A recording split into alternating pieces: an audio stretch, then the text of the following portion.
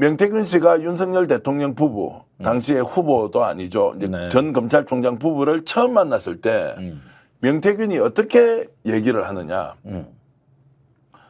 자, 윤석열 당시 총장님은 장님 무사이고 김건희 여사님은 안전뱅이 주술사다. 그래서 다시 한번. 장님 무사 그리고 안전뱅이 주술사다. 누가? 김건희 여사는 이 이야기를 했고 그 말을 들은 김건희 여사가 100% 수용을 하면서 장님 무사와 안전뱅이 주술사에 대한 규정을 기정사실로 받아들이고 그러고 나서 국정 운영 전반이 그 틀 안에서 이루어졌다. 그리고 본인이 바깥에 나와서 장님 무사와 안전뱅이 주술사라고 하니까 뭔가 대화가 확실하게 이루어지더라. 그때부터. 명과 김 사이에서. 예. 그리고 윤석열 대통령도 그런 상황을 인정하는 듯 했다. 이거 뭐 한때 우리와 악어와 공작새 조합이라고 궁합이라고 우리가 백재광 교수한테 얘기 듣지 네. 않았습니까? 근데 이제 장님무사와 안전뱅이 주술사라는 거는 그거보다 왠지 얘기가 더 좀 형이상학적으로 이제 가기 시작하는 네. 것 같아요.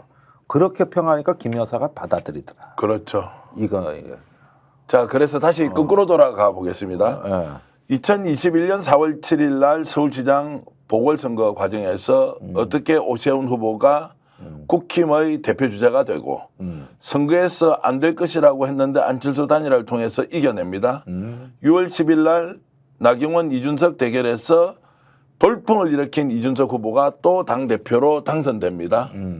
자, 그 과정을 쭉 본 H 교수가 이 사람이야말로 윤석열 전 총장을 대통령으로 만들 적임자라고 생각하고 소개를 하죠. 김영선 의원한테 전화해서 만남을 일차적으로 만나게, 갖고 그리고 여사한테 보고를 하고 그 뒤에 이제 만남이 이루어져서 자, 그러면 이 두 사람 앞에서 했던 이 말을 지금 이제 명 씨가 둘러치기 한다, 허풍이다 이런 이야기 하지만 자, 대통령이 될 사람 또는 유력한 대선 후보 부부 앞에서 이런 정도 이야기를 할 사람이라면 명태균의 존재는 어떤 것입니까? 신적인 존재죠. 예. 그러니까 이게 뭐 신기가 있다, 뭐 끼가 있다 이런 정도 용어가 적절할지는 내가 모르겠어요. 저는 겪어보질 않았으니까. 근데 이분은 어떤 그냥 전문가로서 논리적이고 분석적인 접근을 했다기보다는 일단은 장악하고 보는 굉장히 무시무시한 말투를 갖고 있습니다. 그런데 사람을 신속하게 판단을 해버리고 그러면서 뭐 안전뱅이 뭐 주술사 무사 또 뭐 어떻고 오세훈 뭐 이준석 내가 다 만들었는데 마치 어떤 설계사처럼 딱 그 저 무게를 갖춰버리니까 김 여사는 거기에 훌떡 빠졌죠. 네. 그때부터 말이 잘 통하더라. 이렇게 된 거죠. 제가 명태균 대표에게 직접 질문을 이렇게 했습니다. 그러면 다음 대통령은 누가 됩니까?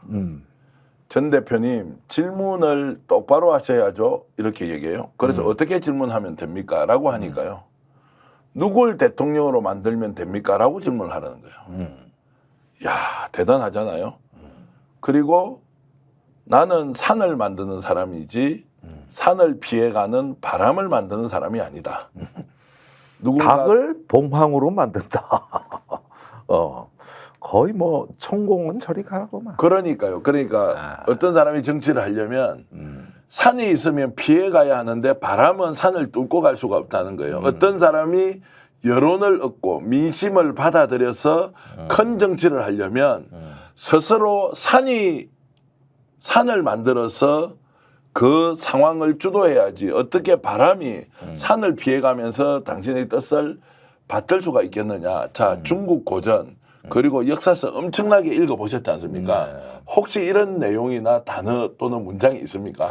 이거는 이제 그 주로 선승들의 대화에 많이 나오죠. 예. 이런 식의 대화나 그 이제 뭐 도교나 유교 쪽의 대화도 아니죠. 네.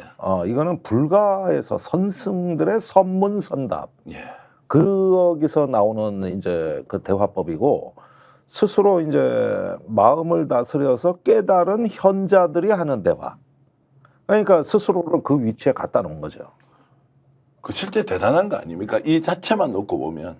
아니, 그러니까. 국정농단은 둘째치고 이 정도 아니, 얘기를 그러니까. 하면서 대통령 후보 부부 앞에서 이런 정도 말을 하면서 야 사로잡을 수 있다. 그리고 이미 입증돼 있는 레코드, 자 이력이 있다, 경력이 있다라고 했을 때 그러니까 흡인력 있는 표현력은 내가 인정을 할 수밖에 없을 것 예. 같아요. 이런 언어 구사는 우리 같이 이렇게 전문가 패널 같은 사람들에서는 나올 수 없는 언어고, 약간 뭐 어떤 선문답하고 영리나 주술이나 또는 역학을 많이 본 사람들한테서 나오는 거거든요. 그러니까 분명히 이거는 어떤 명리학이나 음양 이론이나 이런 부분에서 뭔가 좀 많은 영감을 받은 것 같아요. 근데 이게 현대에는 이런 말 쓰는 사람들이 별로 없기 때문에 어쩌다가 이런 표현력으로 싹 안고 들어오고 압도해버리면은 순식간에 사람이 당할 수도 있는 거예요. 네.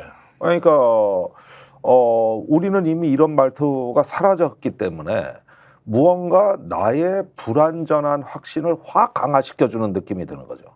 그러니까 내 존재의 모호한 측면을 명료하게 딱딱 이렇게 정해주는 듯한 말투기 때문에 정리가 빠른 거야, 이게. 그러면서 이제 사람들이 자연스럽게 흡입이 되는 거죠.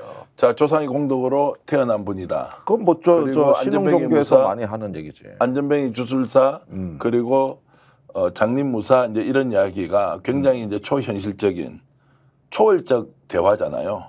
이게 이제 김건희 여사나 명태균 간에 대화를 하면서 충분히 교감과 또는 공감을 했다. 이제 이렇게 볼 수 있는 거지 않습니까?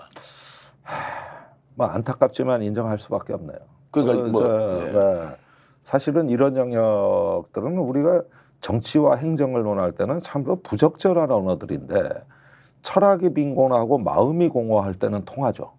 그런 사람들한테는 이게 통하고 꿰뚫어 보는 듯한 이런 힘을 발휘하게 되는 거죠. 네. 한 장면 더 나가 보겠습니다. 자 어느 날 명태균 씨가 김건희 윤석열 부부가 살고 있는 아코르비스타 집에 들어간 거예요. 네. 어느 한 사람이 번거지 모자를 쓰고 방으로 쑥 들어가더라는 거예요. 아줌마가 여성이 뭐 여성이 들어가더라는 거예요. 집안의 기운이 굉장히 좋지 않다. 뭐 이 이야기도 여러분들께 제가 지어낸 소설이 아니라는 것을 다시 한번 더 확인해 드리겠습니다. 이것도 전언이에요. 명태균 씨가 누구에게 한 이야기를 제가 여러 차례 듣고 여러분들께 공유해 드리는 것이니까요. 한 여성이 들어갔는데 이 집안의 기운이 좋지 않다 했는데 2, 3일 뒤에 기이한 일이 벌어집니다. 그게 아마 7월 21일이죠. 7월 21일 날 언론에 대서특필된 내용이 있습니다. 경천 동지할 기사죠, 이것도. 자. 대선의 최대 걸림돌이 될지도 모르는 예. 불길한 일이 터지는 거지. 바로 장모 최은순 여사의 구속입니다. 그렇습니다. 자, 우연의 일치라고 저는 뭐 단정하겠습니다.